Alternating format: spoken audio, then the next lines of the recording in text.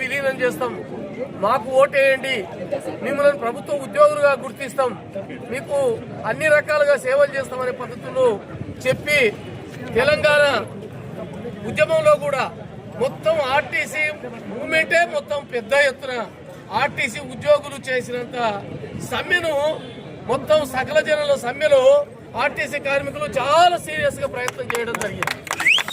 ఆ పద్ధతిలో ప్రాణాలను తెగించి పనిచేసిన ఆ ప్రభుత్వం ఏం పట్టించుకోలేదు. ఆ ప్రభుత్వం పట్టించుకోలేదు. 56 రోజుల సమ్మె చేస్తే ఒకటేసారి మీరు ఇప్పటి నుంచి యూనియన్లే ఉండొద్దు అని చెప్పి యూనియన్లు రద్దు చేశారు.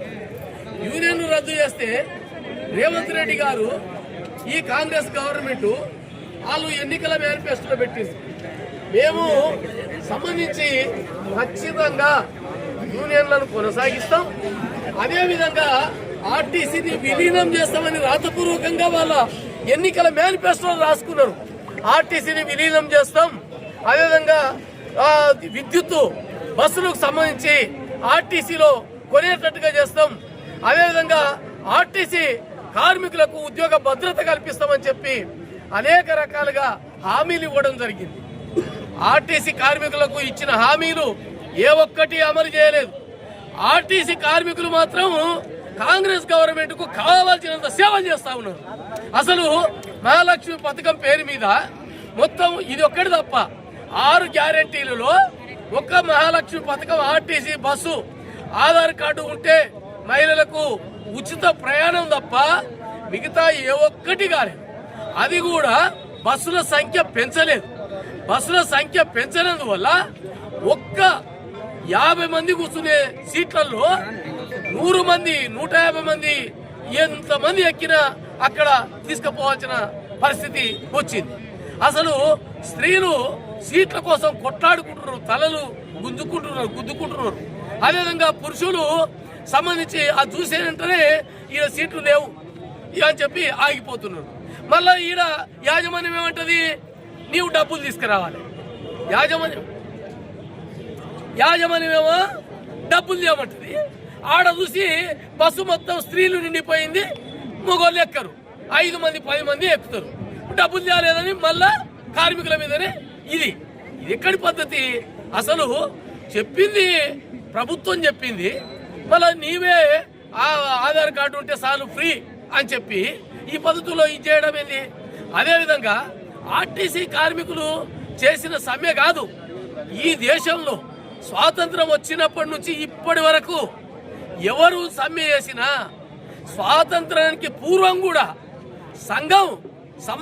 సంఘం పెట్టుకునే హక్కు లేనప్పుడు కూడా 1926లోనే కార్మికులు పెద్ద ఎత్తున తిరుగుబాటు చేసి ట్రేడ్ యూనియన్ చట్టాన్ని తెల్లదొరల కాలంలో సాధించుకోవడం జరిగింది. ట్రేడ్ యూనియన్ యాక్టు 1926లో వచ్చింది. అదేవిధంగా కార్మికులకు 18 గంటలు 20 గంటలు పని చేస్తే దానికి వ్యతిరేకంగా అమెరికా దేశంలోని చికాగో నగరంలోన పెద్ద ఎత్తున కార్మికులు పెద్ద పోరాటం చేస్తే చివరికి అదే పోరాటము 8 గంటల పనిదినం సాధించింది 1885లో. అంటే సంఘాలు లేని కాలంలో యాజమాన్యానికి వ్యతిరేకంగా, ప్రభుత్వాలకు వ్యతిరేకంగా కార్మికులు పోరాడిన కాలం ఉంది. కానీ ఈయన ఈరోజు సమ్మె చేస్తుంటే కనీసం ఎవరు కూడా టెంట్ ఇవ్వద్దు. టెంట్ ఇస్తే వాళ్ళ మీద, టెంట్ ఇచ్చిన యజమాని మీద కేసు పెడతాం, కుర్చీలు ఇస్తే యజమాని మీద కేసు పెడతాం, మైక్ ఇస్తే యజమాని మీద కేసు పెడతాం. ఇది ఎక్కడిది? అసలు ఈయన ఏం చెప్పిండు?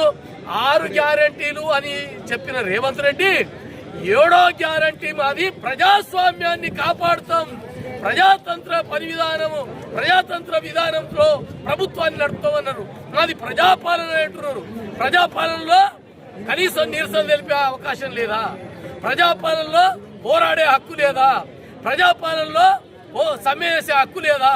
ఈ పద్ధతిలో చూసుకుంటే ఈ ప్రభుత్వం చాలా మొండిగా వ్యవహరిస్తుంది. కాబట్టి ఎవ్వరు కూడా ముందు ముడిచినమ్మ పండుగ గుర్తెరగదంట. ఈ రోజు ఏదో 2.5 ఏళ్ళు అయింది మేము బ్రహ్మాండంగా పరిపాలన చేస్తున్నామని సంకలు గుద్దుకొని కేరళ పోయి 6 గ్యారెంటీలు ఆడ తెలంగాణలో పోయి అమలు చేసిన చూడండి అని చెప్పి కేరళలో మా లేక పరిపాలన చేస్తామా, మేము చేస్తాం ఈడ కేరళలో అని చెప్పింది. సిపిఎం పార్టీ ప్రభుత్వము దాదాపు స్వాతంత్రం వచ్చిన 10 ఏళ్లకే 1950 కమ్యూనిస్ట్ పార్టీ గవర్నమెంట్ వచ్చింది. తర్వాత ఎప్పుడు కాంగ్రెస్ ఒకసారి కమ్యూనిస్ట్ ఒకసారి ఉండేది. ఇప్పుడు సిపిఎం పార్టీ రెండోసారి గెలిచింది, ఇప్పుడు మూడోసారి గెలవబోతా ఉంది. దానికి ఈయన రేవంత్ రెడ్డి మూటలు తీసుకుపోయి ఈ డబ్బులు ఇచ్చి పంచి ఆడ గెలిపిస్తా చెప్పి ప్రయత్నం చేస్తున్నాడు. 4 తారీఖు నాడు తెలుస్తుంది. కాబట్టి ఎప్పుడు కూడా ఆర్టీసీ కార్మికులతో పెట్టుకున్న వాళ్ళు ఎవరు బాగుపడలేదు. చంద్రబాబు నాయుడు ఇంటికి పోయిండు, కేసీఆర్ ఇంటికి పోయిండు, నీవు ఇంటికి పోతావు. కాబట్టి ఖబర్దార్ అని చెప్పి హెచ్చరిక చేస్తూ ముగిస్తున్నా.